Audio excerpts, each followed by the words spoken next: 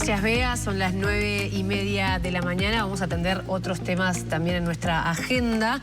Junio, este mes que está terminando, es el mes de la escoliosis. Una enfermedad que ataca principalmente a niños y adolescentes y provoca desviaciones en la columna que puede generar luego complicaciones importantes en la vida adulta, porque la detección temprana es importantísimo justamente para evitar estas complicaciones a futuro. Y vamos a conversar sobre eso con Santiago Laza. Él es médico traumatólogo. ¿Cómo le va? Bienvenido. Muchas gracias. Un placer recibirlo. ¿Qué entendemos por escoliosis? Escoliosis es una deformidad de la columna en sus tres ejes, una deformidad tridimensional que se clasifica básicamente en estructurales y no estructurales y que puede también ser pesquisada de una manera temprana, lo cual nos ayuda mucho en su tratamiento. De las escoliosis en su total tenemos las idiopáticas, las neuromusculares y lo que se llaman misceláneas, y dentro de ellas las idiopáticas son las que tienen la mayor prevalencia. ¿Y a qué porcentaje de la población afectan en general? Los números, hay varios números para manejar, pero globalmente se maneja que un 2.4%, 2.5% de una población general tiene algún grado de escoliosis. Y eso hace que en Uruguay sea como 87.500 personas que puedan tener un grado de escoliosis. Y después, dentro de eso, podemos manejar que un 0.5 tenga algún grado de escoliosis que necesita algún tipo de tratamiento. Estamos hablando de 17.000 personas. Si sabemos que las idiopáticas son el 80% de esas escoliosis, es un número bastante importante. ¿Cómo se manifiesta en el paciente? Generalmente lo que se hace, lo que se ve es que el padre, la madre, los compañeros ven en el paciente cierto grado de deformidad. Generalmente dicen, che, estás torcido. Y bueno, frente a eso, lo primero que se hace es ir al primer nivel de atención en la franja etaria que estamos hablando, que generalmente son niños y adolescentes de 0 a 14, 0 a 18 años, yendo al pediatra. Y el pediatra es quien empieza a hacer la pesquisa desde el punto de vista médico, después escalando en diferentes niveles del sistema de atención.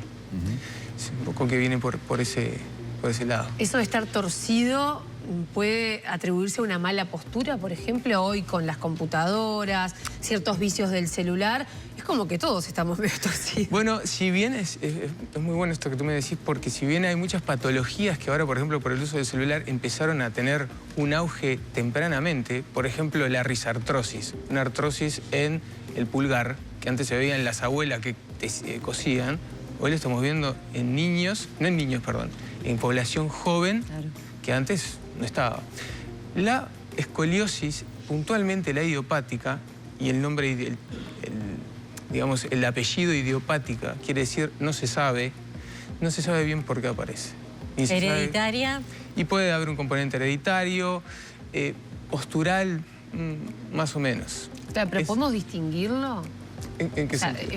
¿Una escoliosis de una mala postura, una postura viciosa? Por eso están las estructurales y las no estructurales. Y hay test en los cuales uno hace en el consultorio y rápidamente determina, esto es una escoliosis estructural, estamos frente a una verdadera escoliosis, hay acá un componente de desviación tridimensional, entonces ahí disparamos todos los diferentes niveles de atención, y hay algunas que son posturales y damos consejos. Bueno, por ejemplo, la mochila, el celular, la computadora, sin duda se puede hacer, sí. ¿Estamos hablando de que la columna está torcida o está inclinada? Todo, porque es en los tres ejes. Entonces, lo que tenemos es que la columna se desvía en el eje axial, el sagital y el frontal, y con un componente rotacional. Por eso, a la hora de hacer una corrección, hay que tener presente esos tres ejes para dejar o intentar aproximarnos a dejar una columna lo más derecha posible. Que a veces, para lograr que el paciente quede derecho, no necesariamente hay que dejar la columna derecha. ¿A qué me refiero? Una radiografía con una columna derecha está bien, por ejemplo, por una cirugía, pero a veces dejar unas curvas balanceadas, simplemente manejando las curvas que tiene el paciente, dejamos al paciente derecho y le sacamos una radiografía, igual la escoliosis sigue estando. ¿Hay algún problema con eso? No. Y ese no es un poco lo que en mi proceso de involucrarme con la escoliosis he empezado a tener. El desmistificar o por lo menos decir, bueno, es una escoliosis. Antes, cuando yo recibía en mi práctica general una escoliosis, me asustaba, porque sabía un poco lo que venía. En cambio ahora, cuando veo una escoliosis, digo, por supuesto, se respeta la entidad, sin duda, pero digo, bueno, acá se pueden hacer cosas, no tengo por qué aspirar a algunas cosas y a otras sí. Y lo que estoy buscando es que un paciente que en realidad capaz que lo que más le molesta es que está torcido y no le gusta verse torcido frente al espejo, que sus compañeros le digan, podemos agarrar y dejarlo balanceado y eso ser más que aceptable. ¿Está entrenado el ojo del pediatra para advertir un caso incipiente de escoliosis? Porque a priori en el arranque seguramente no duela, es un tema entre de postura y torcedura de la columna, pero el ojo del pediatra está entrenado para advertirlo. Los pediatras son muy buenos clínicos, me refiero a gente que inspecciona muy bien a los pacientes, incluso a veces mejor que los traumatólogos. Entonces ahí tenemos que cuando un pediatra nos refiere escoliosis, no es que, el pediatra, no. El pediatra lo vio, ese que sigue permanentemente la evolución y crecimiento de ese paciente, lo conoce mejor que yo, que tengo un primer contacto ahora, así que vamos a tomar en cuenta eso. Y los pediatras generalmente le aciertan. ¿Está imposibilitado el paciente con escoliosis a hacer algún tipo de deporte específico? Hasta que yo me enfrento con el mundo de la escoliosis, hago un paréntesis, yo soy experto en trauma.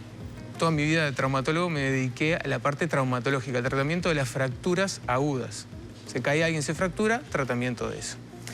Hasta ese momento yo tenía una idea sobre la escoliosis, que era, bueno, restricción bastante fuerte de algunas actividades. De impacto, sobre todo. Sin duda.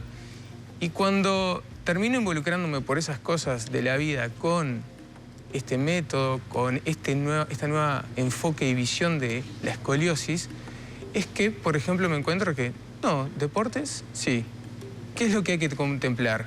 Que no sean deportes solo de fase compresiva. O sea, si tengo una curva que es así, no quiero que algo la siga comprimiendo. Si es compresivo, expansivo, no habría problema. Entonces la restricción de los deportes que se pueden practicar a veces quedan acotados a, bueno, si sos primera línea en rugby, en el scrum, no. Claro. Si haces solo deportes de lucha, judo, jiu-jitsu, no. ¿Haces básquetbol? No hay problema. ¿Haces voleibol? No hay problema porque tenemos compresión, expansión. Compresión, expansión. Y eso hace que la gama de deportes que uno pueda practicar es mucho más amplia de la que antes ancestralmente decía, no, solo natación. Un niño, una persona con escoliosis que no es detectado a tiempo, esa escoliosis se deja estar, termina siendo un adulto, ¿qué repercusión tiene en su vida cotidiana? Muy buena pregunta, porque hay ciertas publicaciones que hablan de que las repercusiones son muy graves dependiendo del nivel de curva que se alcance. Pero generalmente, y esto es algo que se ha planteado ahora en las publicaciones últimas, el impacto que tiene a largo plazo la escoliosis queda como ahí. Estoy hablando de curvas que no lleguen a más de 40 o 45 grados. Entonces, sin duda que dejar a la evolución natural la escoliosis es dejarla que progrese. ¿Es bueno eso? No, porque como en este caso puntual, que es la idiopática, no sabemos cómo se va a comportar, tampoco sabemos a qué nivel de curva va a llegar. Entonces es importante la captación temprana y la acción rápida. ¿Y cómo se trata? Dos grandes capítulos acá. El primero, el tratamiento conservador, y el segundo es el quirúrgico.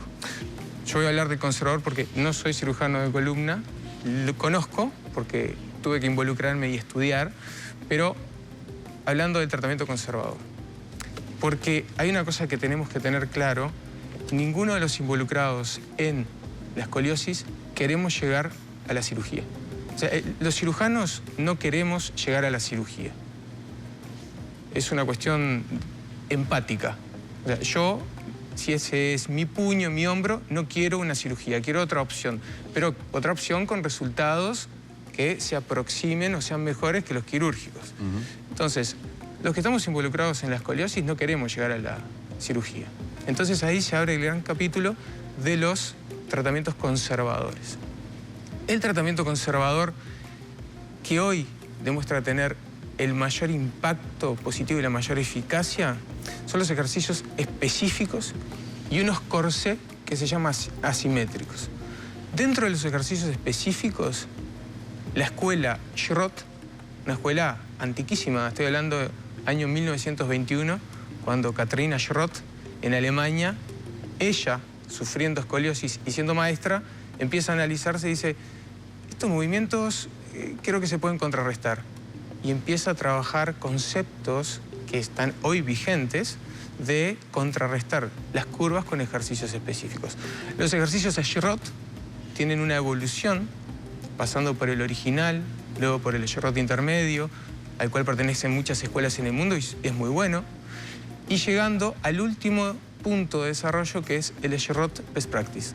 Es un poco la escuela a la que terminamos nosotros perteneciendo por esas cosas que pasan y además porque vemos que el impacto en el paciente es muy bueno. ¿Y eso lo orienta un fisioterapeuta?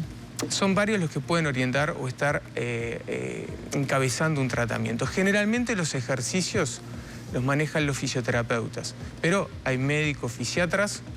Yo estoy formando equipo en este momento con el doctor Gabriel Darricarrer, que es el presidente de la Sociedad Uruguaya de Medicina Física y Rehabilitación, y el fisiatra. Doctor, en referencia a eso, uno a veces está buceando en las redes sociales y encuentra gente que te mueve los huesos, te deja alineado, huesero, quiropráctico. No tengo nada con esa gente que hace esas prácticas, pero puede ser un tanto peligroso si yo no tengo una indicación médica, pero me veo medio doblada. Bueno, voy a que me arregle. ¿Pasa eso? ¿Lo ven en consulta? ¿Le parece peligroso? Lo vemos en consulta. En realidad, definirlo como peligroso, hay poblaciones que son de mayor riesgo. Yo tengo pacientes con fracturas vertebrales, pacientes añosos con fracturas vertebrales por algún tipo de estas manipulaciones, pero estamos hablando de pacientes añosos, de 80 años. Entonces, ¿esa es una población de riesgo para hacer una manipulación a veces y no haber hecho algún estudio previo? Sí. En los pacientes jóvenes, incluso nosotros tenemos que formarnos en manipulaciones porque a veces ayuda a mejorar la ejecución de los ejercicios, no es algo tan riesgoso. Doctor, yo le quería preguntar ya sobre el final. Usted decía, en materia de tratamientos desde el punto de vista tradicionales, Uruguay está bien. Supongo que comparativamente con el mundo, la medicina aplicada es más o menos igual que acá. ¿Qué sabe en materia de cirugía? ¿Cuán avanzado estamos en materia de cirugía para estos casos en Uruguay en comparación con el resto del mundo? Vuelvo a aclarar, yo no soy cirujano de columna. Está bien, pero por lo que sabe. Pero por lo que sé. Uruguay tiene una vastísima tradición en cirugía de columna. El Marco Lea Plaza, que fue durante muchos años la cirugía para esta condición, es desarrollado en Uruguay por Lea Plaza. Entonces, a partir de él, se ha generado una sucesión generacional de cirujanos de excelente nivel. Y yo, si hoy mi hija tuviera escoliosis y tiene que llegar a la instancia quirúrgica, voy a 5 cuadras.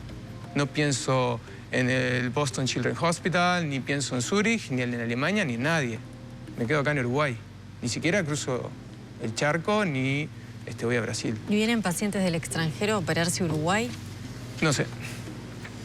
Pero es un referente, sin duda, regional en ese aspecto, por supuesto. Es importante saberlo, ¿no? Sí. Un orgullo para el Uruguay. Sin duda. Doctor Santiago Laza, médico traumatólogo, gracias por la visita. Muchas gracias a ustedes.